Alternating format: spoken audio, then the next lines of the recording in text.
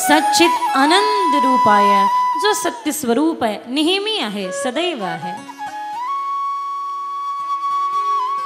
चैतन्य घन परमात्मा आहे. तो निर्गुण निर्विकार परब्रह्म भगवान कधी समजला असता? त्या निर्गुण ब्रह्माला समजण्याच्या पलीकडेची स्थिती ही संतांनी प्रदान केली. म्हणजे निर्गुण ब्रह्म समजायला कठीण जातंय ना, मग समोरचा भाकरीचा तुकडा पळून नेणाऱ्या श्वानाला देखील म्हटलं, अरे विठ्ठला जरा थांब, कोरडी भाकर खाऊ नको, जरा तूप लावून खा. श्रीमद भागवत कथा ती दृष्टी प्रदान करते. मी वारंवार त्यावरच येणार आहे हा, की भागवत कथा जीवन बदलो न बदलो, दृष्टी मात्र नक्की बदलते. परिस्थिती बदलो न बदलो, मनस्थिती मात्र नक्की बदलते श्रीमद भागवत कथा. आणि अर्थातच ज्याची मनस्थिती बदलली, ज्याची दृष्टी बदलली, त्याची, लक्ष आहे ना, ऐकताय ना, जागे आहात ना? किती लोकांचं लक्ष नाही, हात वर करा. हा, गंगा सरळी वाहते, उलटी वाहू शकते. हा,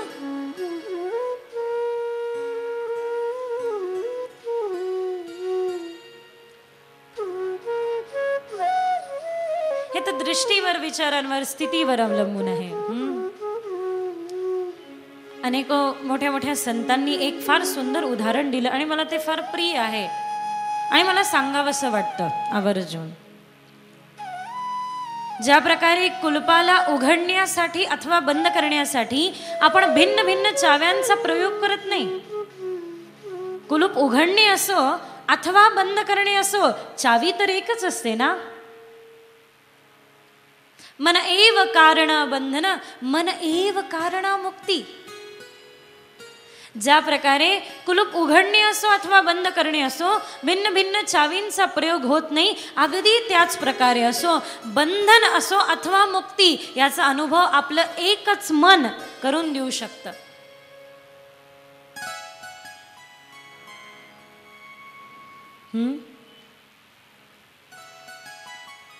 हीच तर गंमत आहे ना. मनाला या दिशेने फिरवलं, चावीला या दिशेने फिरवलं तर कुलूप बंद होईल, मनामध्ये बंधन निर्माण होईल.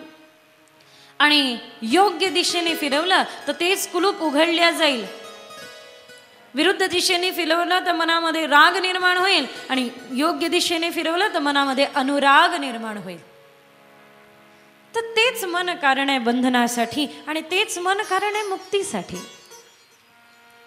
बरेच लोक प्रश्न करतात की कितीही या मनाला बसवण्याचा प्रयत्न केला, 3 तासाच्या कथेमध्ये कसंच बसत नाही. 3 तासाचा आवडता पिक्चर पाहताना बसतं ना. मन एव कारण बंधन. लक्ष आहे ना.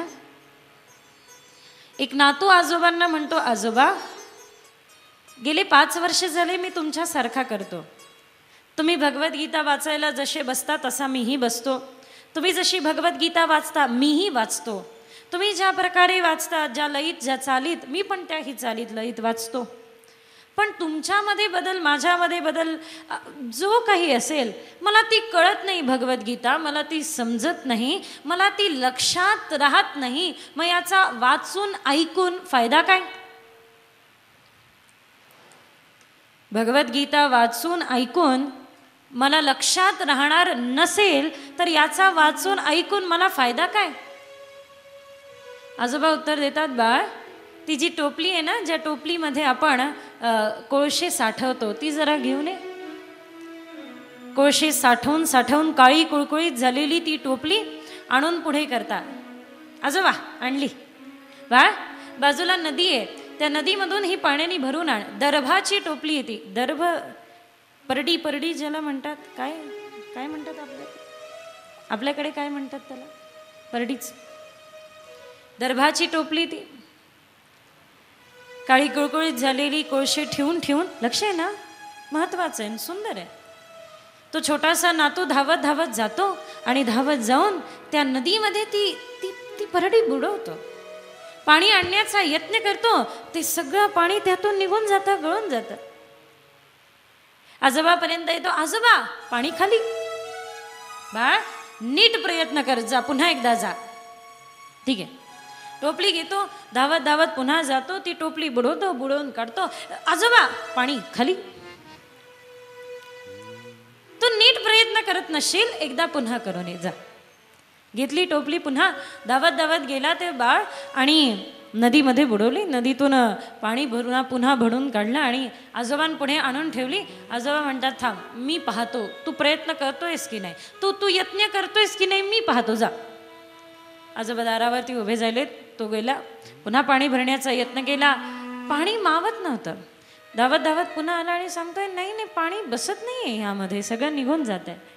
त्यावेळेला आजोबांनी उत्तर दिलं, बाळ, तू पाणी साठवण्याच्या नादात एक गोष्ट विसरला, एकाकडे दुर्लक्ष झालं.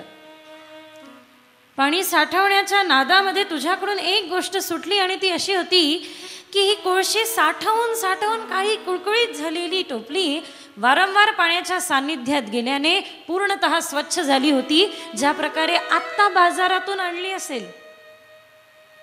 तात्पर्य हेच आहे की आपण भागवत कथेमध्ये येऊन बसतो, भगवद्गीता ऐकतो, वाचतो किंवा भागवत वाचण्याचा प्रयत्न करतो. समजत नसेल, लक्षात राहत नसेल, काळजी करू नका. साठवण्याकडे आपण लक्ष देतोय, पण एका दृष्टीने आपण बघत नाहीये की स्वच्छतेची प्रोसेस चालली आहे, स्वच्छतेची शुद्धीकरणाची प्रोसेस चालली आहे. एक काम करा, घरी गेल्यावर एक प्रयोग नक्की करा. एक गढूळ पाण्याचा ग्लास घ्या आणि त्यामध्ये पाणी टाका. काय होईल? गढूळ पाण्याचा ग्लास भरलेला आहे आणि स्वच्छ पाणी टाका. काय होईल? गढूळ होईल अर्थातच, पण स्वच्छ पाणी टाकत राहा. काय होईल? स्वच्छ पाणी टाकत राहा. काय होईल? स्वच्छ पाणी टाकत राहू तर एक वेळ अशी येईल की त्याच्यातलं गढूळ पाणी पूर्णतः निघून गेलेलं असेल आणि त्या ठिकाणी स्वच्छ पाणी. मन कितीही विकारांनी भरलेलं असू द्या, त्याला इथे आणून बसवा तर खरं, इथे येऊन बसा तर खरं. शुद्ध करण्याची प्रोसेस आपोआप सुरू होऊन जाईल, काही करायची गरज राहणार नाही.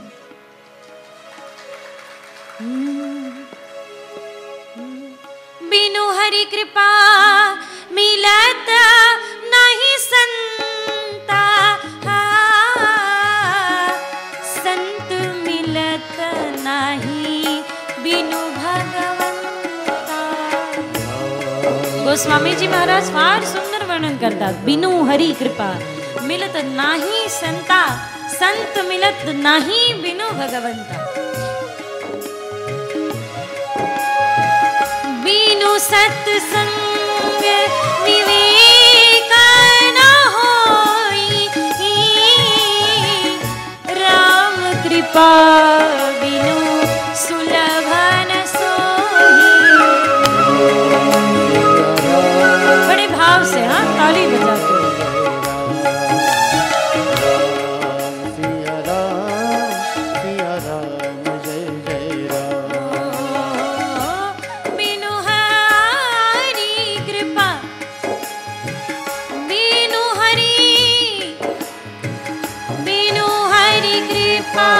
मिलत नहीं संता,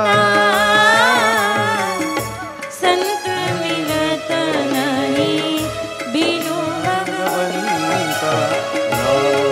सिया राम जय जय राम.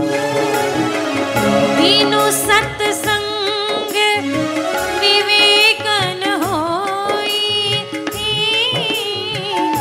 राम कृपा बिनु सुलभ.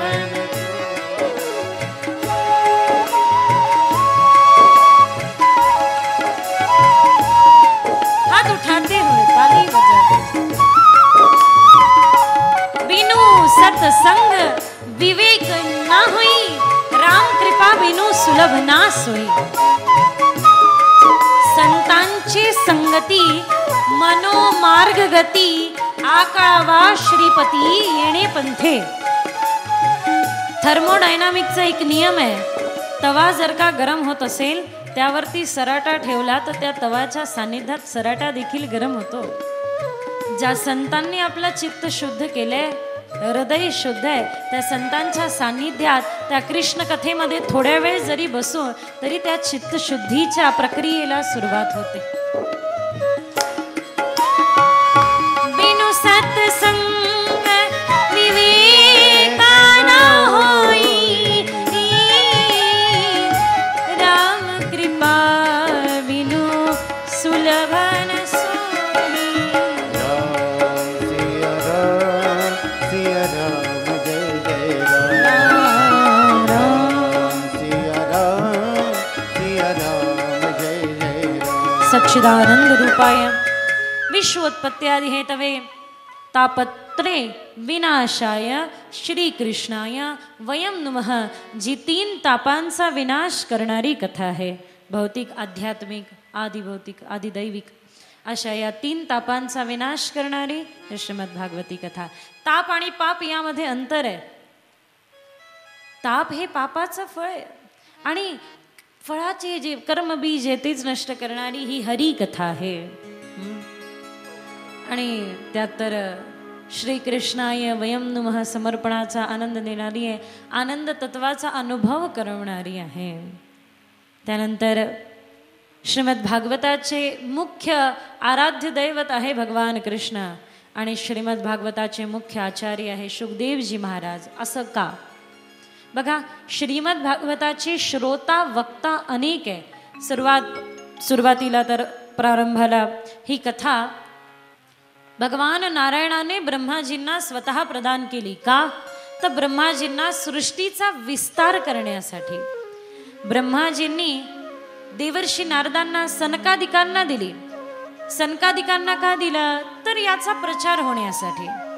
सनकादिकांनी सृष्टीचा विस्तार करण्यासाठी घेतलेली आणि प्रचार होण्यासाठी घेतलेली ही कथा भक्तीचं दुःख दूर करण्यासाठी देवर्षी नारदांना दिली, जी आपण महात्म्यामध्ये कथा ऐकणार आहोत. देवर्षी नारदांनी ही प्रदान केली वेद महर्षी व्यासांना. का? तर याचा प्रचार व्हावा, प्रसार व्हावा व्यासांद्वारे. व्यास ज्यांचा स्वभावच आहे विस्तार. व्यास म्हणजे विस्तार. जय जय श्री राधे, जय जय श्री राधे.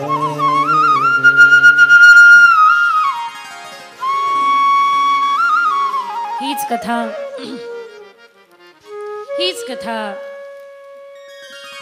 वेद महर्षी व्यासांनी शुकदेवजी महाराजांना दिली. ज्या वेळेला कलियुगाचा प्रारंभ झाला आणि सर्वत्र यत्र घोरेर कलियुगो, तो घोर थांबावा या हेतूने दिलेली ही श्रीमद भागवत वाङ्मयी भगवंताची वार्ता. त्यानंतर शुकदेवजी महाराजांनी ही कथा प्रदान केली राजा परीक्षितींना. राजा परीक्षित याचे मुख्य श्रोता आहे आणि शुकदेवजी महाराज मुख्य वक्ता आहे, कारण या दोघांमध्येही झालेली कथा मोक्षाची आहे.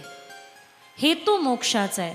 यत्र ऋत्वार यजमान, या ठिकाणी सगळे यजमान आहे, यात काही शंका नाही. या ठिकाणी सगळे परीक्षित आहे, यातही काही शंका नाही. लक्ष आहे ना? ऐकतायत ना? जागे आहात ना? तुमच्या सगळ्यात, आमच्या सगळ्यात वक्ता श्रोता सगळे इकडे यजमान आहेत. हरीची कथा तर अनंत सुरू आहे. ज्या वेळेला कथा ही मोक्षासाठी होते, त्याचा विशेष आनंद, विशेष हेतू आणि विशेष बहार येतो या कथेला.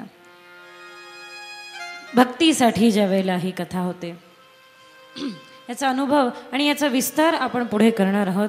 म्हणून श्रीमद भागवताचे मुख्य आचार्य आहे यम प्रव्रजन्तमनुपेतमपेत कृत्यं द्वैपायनो विरह कातर आजुहाव पुत्रेति तन्मयतया तरवो विनीदु त्वं सर्वभूतहृदयं मुनिमानतोऽस्मिन्. शुकदेवजी महाराज जे जन्मतः ब्रह्मचित्त आहे, जन्माला आल्या आल्या सर्व गोष्टींचा त्याग करून शुकदेवजी महाराज निघून गेले आणि त्यांना प्रणाम. वेद महर्षी व्यासांना प्रणाम.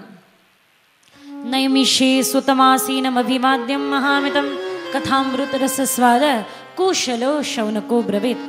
7 अरण्य हे त्यापैकी एक नैमिषारण्य. नैमिषारण्य जिथे ब्रह्माजींच्या रथाचं चाक थांबलं. ज्यावेळेला मनोमय चक्र थांबतं त्यावेळेला कथेला सुरुवात होते. इथून कथेला सुरुवात झाली. नैमिषारण्यामध्ये अनेको सुतांचा शौनकांचा संवाद सुरू आहे. अनेको शौनकादी महामुनी महाऋषी गण विराजमान. तेवढ्यात सुतजींचं आगमन झालं आणि त्यांच्या आदर सत्कारासाठी सगळे उभे झाले. बघा, स्वाभाविक आहे, जो पूर्ण आहे, पूर्ण असलेला व्यक्ती बघत नाही की समोर असलेला व्यक्ती किती विद्वान आहे, किती मूर्ख आहे. मग त्याचा धर्म आहे, त्याचा धर्म आहे की आलेल्या व्यक्तीचं स्वागत करणे, आदरातिथ्य करणे. पण या ठिकाणी जे संत, जे महानुभव त्या ठिकाणी आगमन करतात ते म्हणजे सुतजी महाराज. सुतजी महाराज तर साक्षात वेद महर्षी व्यासांचे शिष्य, विद्वत्तेने प्रकाट आहे. वय जरी लहान असेल आणि त्यांच्या आदरासाठी समस्त गण उभे झाले.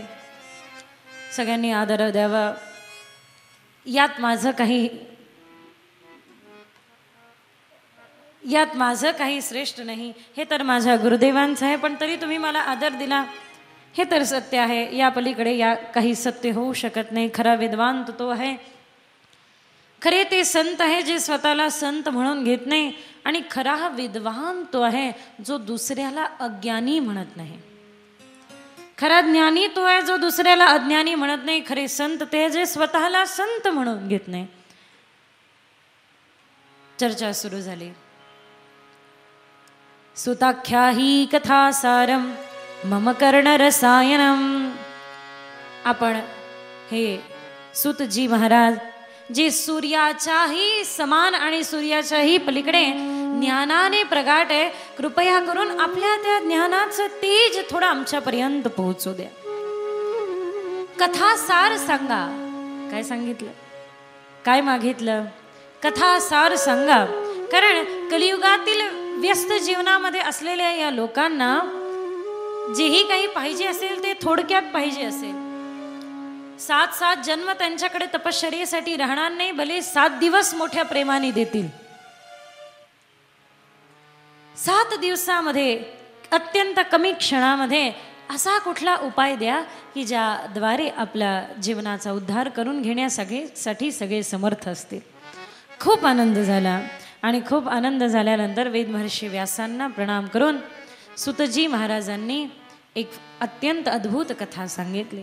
म्हणता ही कथा तर पहिले देवर्षी नारदांनी श्रवण करून सर्वांना प्रदान केली.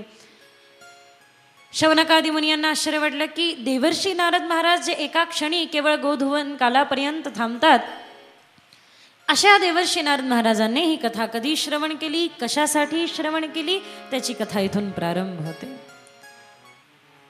पृथ्वीला सर्वोत्तम ग्रह समजून देवर्षी नारद महाराज पृथ्वी भ्रमणासाठी आले. सर्वत्र पाहताय हरिक्षेत्रम कुरुक्षेत्रम श्रीरंगम सेतुबंधनम. फिरता फिरता मोठं विचित्र दृश्य दिसलं की सर्वत्र यत्र घोरीर कलियुग, कलियुगाचा प्रभाव सर्वत्र सर्व मनुष्यांवरती आहे. आणि उदरम भरणो जीवा, उदर भरण्यासाठी नको ते अशा प्रकारचा वर्तन करताय. योग्य वागत नाही, एकमेकांमध्ये प्रेमभाव नाही, आनंद नाही, शांती नाही. आणि हे सगळं दृश्य बघून देवर्षी नारद महाराज थोडे चिंतातूर झाले. लक्ष आहे ना, ऐकताय ना, जागे आहात ना. देवर्षी नारद महाराजांनी पृथ्वीचं भ्रमण करता करता ठरवलं, चला किमान नाही काही तर वृंदावनाचं दर्शन करून येऊ, भक्ती राणीचं दर्शन होईल. वृंदावनामध्ये येऊन पोहोचले. पाहतो तर काय, एक युवती, आजूबाजूला 2 वृद्ध पुरुष आहे आणि ती युवती तरुण आहे, रुदन करते, डोळ्यातून अश्रुधारा वाहत आहे. आजूबाजूला अनेको स्त्रिया आहे. एक गोष्ट मात्र नक्की धरून चालायला पाहिजे की आपल्या डोळ्यामधून पडणारे अश्रू जर का भौतिक सुखासाठी असतील तर ते आपल्याला भगवंताच्या कोसो दूर घेऊन जात आहे. आणि भक्ती करता नेत्रामधून येणारे अश्रू, भक्तीसाठी त्या भावामध्ये, त्या आनंदामध्ये येणारे अश्रू, ते अश्रूंसाठी तर स्वर्गातले देवी देवता देखील वाट पाहतात. ज्या वेळेला ही श्रीमद भागवत कथा वार्ता सुरू झाली, शुकदेवजी महाराज राजा परीक्षिताला श्रीमद भागवत प्रदान करायला लागले, तेवढ्यात देवतागण हातामध्ये सुधाकुंभ अमृताचा कलश घेऊन आले. सुधाकुंभ गृहीत्वैव देवस्तत्र समागमन, की हे महाराज कृपया करून या अमृताचं पान या राजा परीक्षिताला करून द्या आणि श्रीमद भागवत अमृताचं पान आम्हाला करून द्या. शुकदेवजी महाराजांनी पाहिलं, देवतांनो, को काच को मणी, जसं काच आणि मण्याची तुलना होऊ शकत नाही, अगदी त्याच प्रकारे श्रीमद भागवत आणि स्वर्गातल्या अमृताची तुलना होऊ शकत नाही. अमृताहुनी गोड नाम तुझे देवा, मन माझे केशवा कावा न घे. तरी देखील ज्याला मी हे अमृत देतोय त्याला विचारायला पाहिजे. राजा परीक्षितांना विचारण्याच्या हेतूने एक परीक्षा देखील करून घेतली, की त्यासाठी हे श्रीमद भागवत प्राप्त करण्यासाठी राजा परीक्षित समर्थ आहे की नाही. म्हणून महाराज काय पाहिजे, राजा परीक्षिताने फार सुंदर उत्तर दिलं. क्षिणे पुण्य मृत्यू लोके विशंती. कधीपर्यंत बँकेतून पैसे काढू शकू, कुठपर्यंत बँकेतून पैसे निघतील, जोपर्यंत आपली ठेव तिथे आहे, आपली रक्कम जमा आहे. एकदा का रक्कम संपली की पुण्याचंही तसंच आहे. कितीही पुण्य मिळो, शेवटी स्वर्ग सुख भेटेल. जे काही सुख असेल, स्वर्ग सुख असेल, त्याला नाव दिलं आपण स्वर्ग सुख. पुण्याच्या साठ्याने अनेको सुख मिळतील, परंतु ज्या वेळेला तो पुण्याचा साठा संपेल, पुन्हा एकदा पाठवल्या जाईल, पुन्हा कमाव. क्षिणे पुण्य मृत्यू लोके विशंती, भगवद्गीता सांगते त्या प्रकारे. मग सुरुवात पुन्हा एकदा, पुनरपि जननम पुनरपि मरणम जननी जठरे पुनरपि शयनम. एकच पर्याय. लक्ष आहे ना, ऐकताय? एकच पर्याय. काय? त्याही पलीकडे काहीतरी आहे. हे भागवतामृत मला पाहिजे. राजा परीक्षिताने भागवतामृत निवडल्यामुळे ब्रह्माजींना थोडं आश्चर्य वाटलं. ब्रह्माजींनी तराजू लावला. एकीकडे सर्व दान, सर्व कर्म, सर्व तप ठेवले आणि एकीकडे फक्त श्रीमद भागवत. आश्चर्य हे श्रीमद भागवताचा परडा भारी बनला. त्यावेळेला साष्टांग नमस्कार ब्रह्माजींनी श्रीमद भागवताला दिला. देवतांना आश्चर्य वाटलं की ब्रह्माजी, ज्यांना सर्वांच्या उत्पत्तीचं कारण ब्रह्माजी, आणि ब्रह्माजी ज्यांना साष्टांग नमस्कार टाकताय ते कोण आणि ते काय? देवतांनी प्रश्न विचारल्यानंतर ब्रह्माजींनी उत्तर दिलं की देवतांनो, हा ग्रंथ नाहीये, हे साक्षात ब्रह्म आहे. ब्रह्म. दर्शन घेतलं. तीच वार्ता या ठिकाणी सुरू आहे. सुतजी सांगताय, ज्या वेळेला देवर्षी नारदांनी ती स्थिती बघितली की एक तरुण युवती आणि बाजूला दोन वृद्ध पुरुष, अनेको स्त्रिया तिची सांत्वना करताय. विद्वान व्यक्तीचा स्वभाव आहे, एक तर सुरुवात करत नाही आणि सुरुवात केली तर पूर्ण केल्याशिवाय राहत नाही. याला विद्वान व्यक्तीचा स्वभावही म्हणू शकता, लक्षणही म्हणू शकता. काय? एक तर सुरुवात करत नाही आणि सुरुवात केली तर पूर्ण केल्याशिवाय राहत नाही. आणि एका मूर्ख व्यक्तीचा स्वभावच हा आहे. काय? याच्या उलट.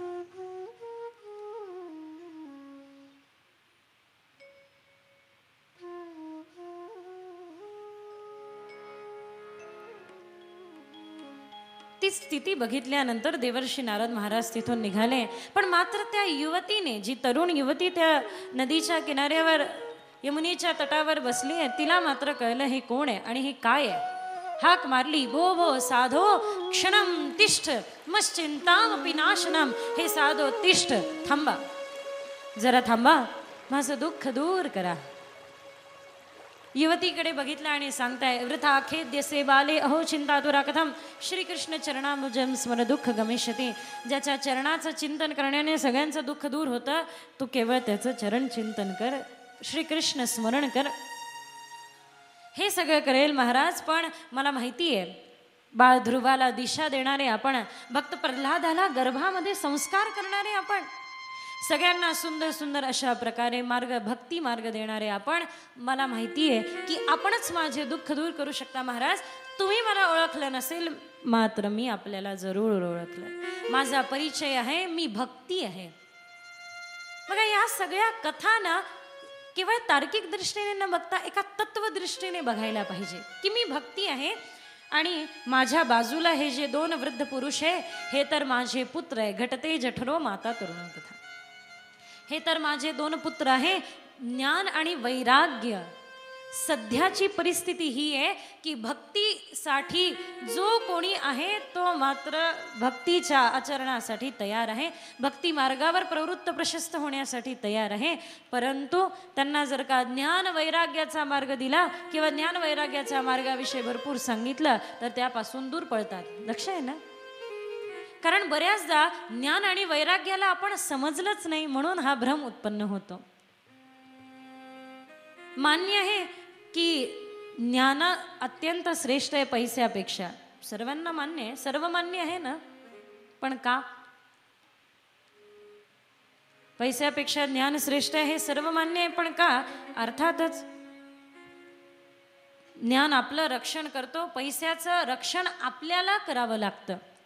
आणि याही पलीकडे मी तर एकाच भाषेमध्ये, एकाच वाक्यामध्ये, एकाच गोष्टीमध्ये ज्ञानाचा पूर्णतः अर्थ सांगू इच्छिते. ते म्हणजे एवढंच असेल, ज्ञान दुसऱ्याची पीडा समजण्यासाठी आहे.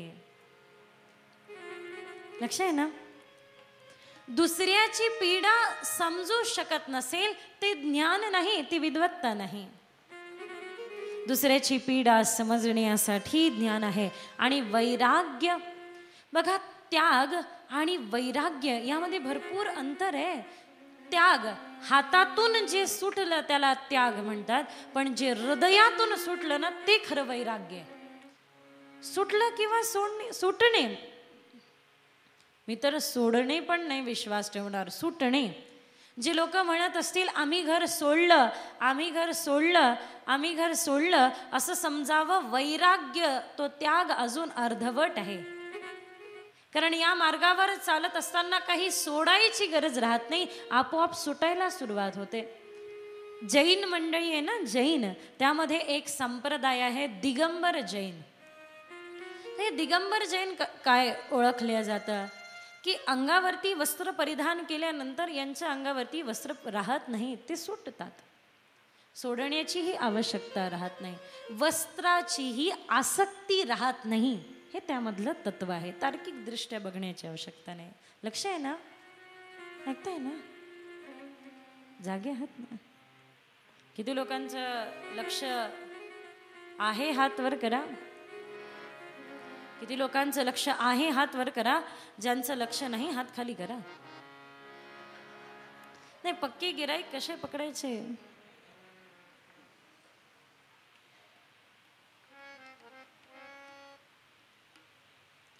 भक्ती देवी आपल्या आजूबाजूला 2ही पुत्रांना वृद्ध पाहतात. ज्ञान आणि वैराग्य तत्वदृष्ट्या वृद्ध म्हणजे कोणी विचारणारे नाही. ज्ञान आणि वैराग्यांना भक्ती मार्ग आचरण करता येईल. सोपं आहे ना? साधा आहे, सरळ आहे आणि सोपं आहे. भगवद्गीता वाचली, ब्रह्मसूत्र वाचले, वेगवेगळ्या प्रकारच्या वेगवेगळ्या ग्रंथाचं पारायण त्या ठिकाणी झालं तरी ज्ञान वैराग्यांना कुठल्याही प्रकारचा फरक नाही पडला. तेवढ्यात एक सुंदर आवाज आला. काय? सत्संग. आकाशवाणी झाली. सत्संगाशिवाय याचं उत्तर मिळणार नाही. बिनु सत्संग विवेक ना होई. बंद हो गुरुपद पद्म परागा सुरुचि सुबास सरस अनुरागा आम्य मुनिमय चूरन चारु समन सकल भव रज परिवारू. सद्गुरु संत सत्संगामध्ये रज प्रदान करतात. आता हे रज काय? आपण आतापर्यंत एकच रज ऐकला, रज तम सत्व, नाही? हा एकच रज आपल्याला माहिती आहे. पण ती कुठली रज आहे? ती रज ज्या वेळेला दृष्टीमध्ये येते त्यावेळेला या दृष्टीतला द्वैत संपतं, सगळीकडे अद्वैत दिसायला लागतं. अद्वैत दिसणे याचा अर्थ काय? भेद राहत नाही. कुछ ना भेद रहा अब मन में. कथा करणारेही नारायण, ऐकणारेही नारायण आणि ज्याची कथा होतेही तोही नारायण. यहा नारायण वहा नारायण, यहा नारायण वहा नारायण, श्रीमन्नारायण नारायण नारायण. भज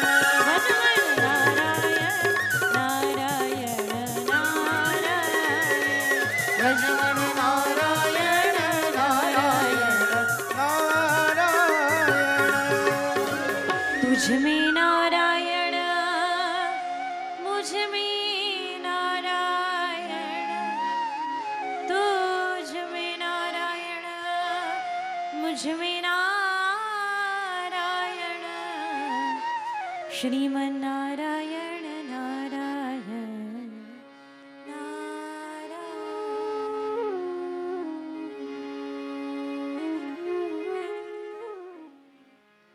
ती दृष्टी प्रदान करण्यासाठी श्रीमद भागवत आहे, अन्य काही हेतू नाही. काय मी तर म्हणेल,